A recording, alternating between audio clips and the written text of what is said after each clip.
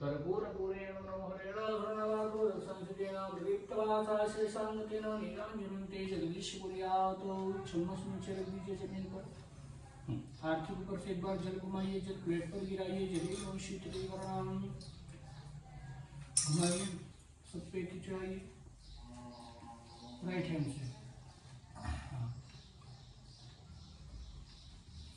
पुष्पैः देवताभिवन्दनम्, अपने दोनों हाथ से स्वयं आरती लीजिए। हस्ताभ्याम आरोग्यार्थात्मादिवन्दनम्, हाथ में 2-3 चम्मच जल लीजिए। हस्तौ प्रक्षाल्य, दोनों हाथ धो लीजिए, पोछिए। 6 पुष्प लेना है गुलाब के और चावल, खड़े हो गए। तो अर्धगोल आकृति में चांदी के सर पर रखिए। कितने सर पे हैं?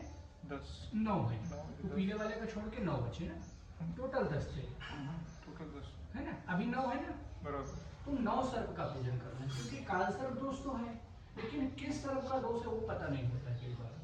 और अगर हमें पता है भी नाग का नाम, सर्प का नाम, तो हम इन 9 में उसको ढूंढ या पहचान नहीं पाएंगे। इसके लिए हम लोग पूरे 9 सर्प का ही पूजन कर लेंगे।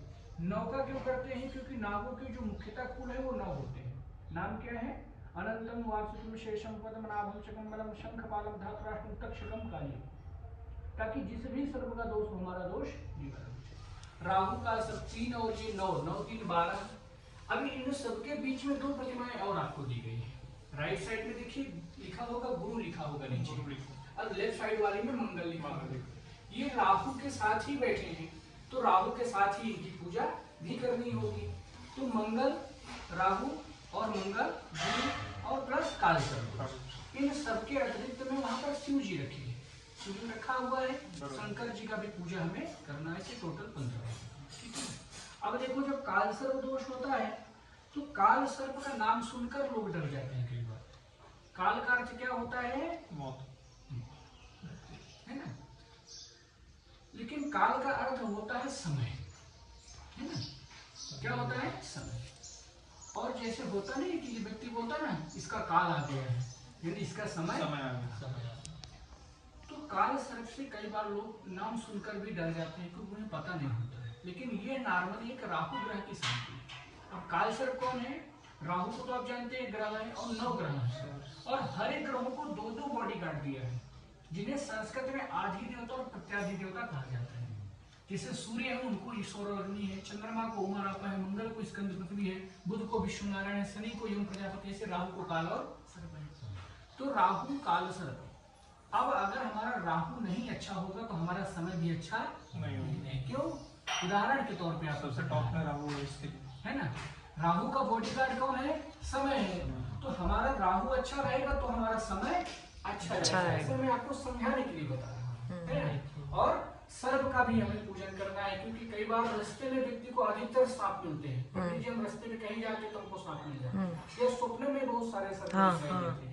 तो इसके लिए हम इनकी पूजा करने से यह राहु के द्वारा जो हमारे जीवन में कठिनाइयां, रुकावट, समस्याएं, बाधाएं आती हैं, वह धीरे धीरे करके कम हो जाती है।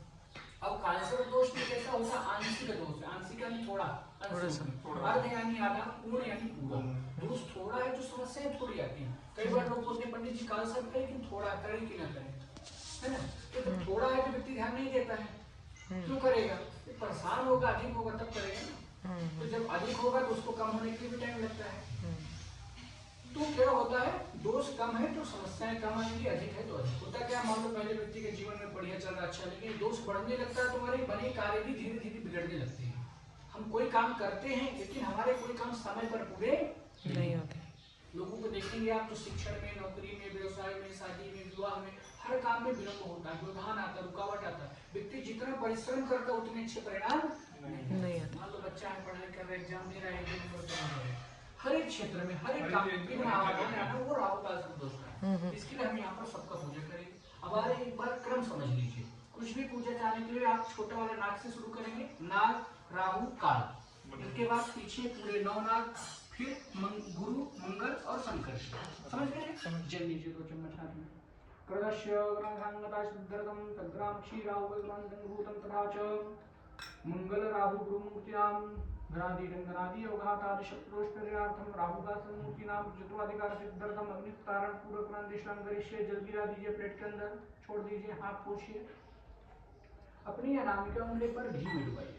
घी में डुबाइए, नहीं ये नहीं, रिंग फिंगर आपने रिंग पहना हुआ देखिए, डुबाइए, निकाल लीजिए, निकालिए, सबको टच कर दीजिए। एक ही बार में आपको उंगली स्पर्श करते चले जाइए। 1 2 3 9 नाग, फिर गुरु, मंगल और शंकर। बहुत सही, हाथ पोछ लीजिए। चम्मच पकड़िए, राइट हैंड में चम्मच लीजिए जल से भरा हुआ, एक एक बूंद सबके ऊपर जल गिराते जाइए। थोड़ा थोड़ा जल डाल दीजिए, कम हो गया तो और भी ले सकते हैं। ओम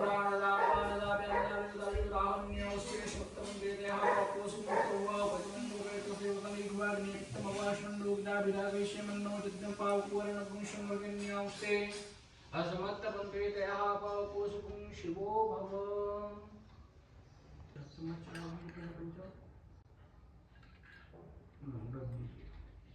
दूध की लोटी वहीं रखिए, चम्मच निकाल लीजिए, जहाँ से लिए थे वहीं रखिए, थाली कर लीजिए अंदर। सबको जल चढ़ाइए 1 चम्मच।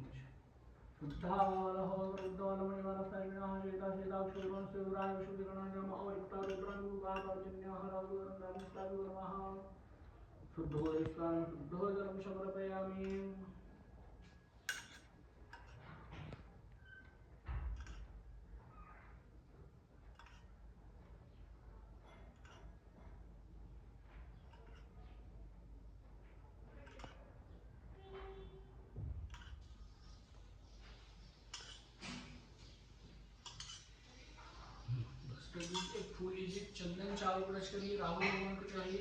राहु भगवान पुष्प प्रभयामि, तुलसी हल्दी कुमकुम चढ़ाइए। नाना प्रेम सौभाग्य समर्पयामि। नमस्कार। 1 चम्मच जल गिराइए। अनेन अवनेन राहु वनस्ता बिनो प्रियंता नमो। जो फूल चाहे 2 फूल हाथ में उठाइए, फूल का वास लीजिए, सूंघ लीजिए, दोनों आंखों पर लगाइए, लेफ्ट साइड में जमीन पर पीछे डाल दीजिए। उत्तरायण सूरज अभिषेकम कुर्यात, गिलास में और जल भर लीजिए। अभी जो क्रम से हम लोग पूजा करते थे उसी क्रम से सबको जल से अभिषेक करना है। करिए। हरि ओम ओम भू ओम भू ओम भा ओम गया नक्षत्र भू दूती सरावरा राजा सचिष्टा राजा हित मार भेद नशमो देव लोग दे हिन नमो सुप्रभु भोजी के गवरबी। पूछ लीजिए कपड़े से।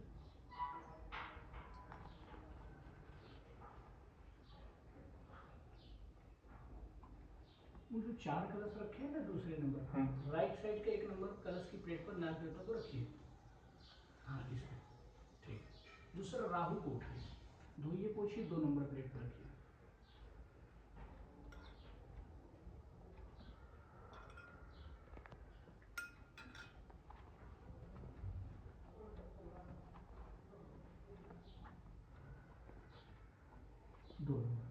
तीसरा काल भगवान उठाइए, धोइए पोछिए, 3 नंबर पे रखिए।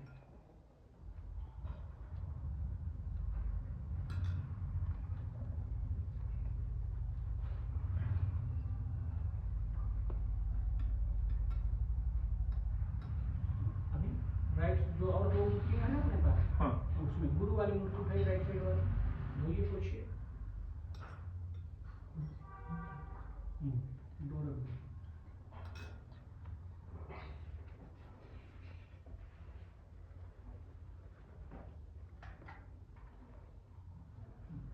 यहाँ के राइट साइड वाले पे रखिए। दूसरी जो मंगल की प्रतिमा वो 2 नंबर पे रखिए।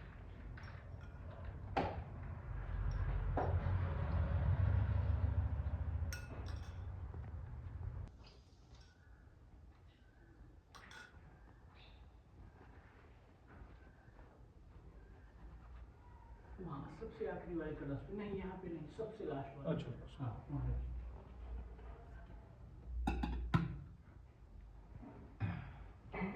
अब 9 सर्प हैं, एक एक उठाएंगे, धोएंगे, पोंछेंगे। पीछे की जो 4 नंबर बड़ी प्लेट है ना, 4 उस पे ऐसे ही गोल आकृति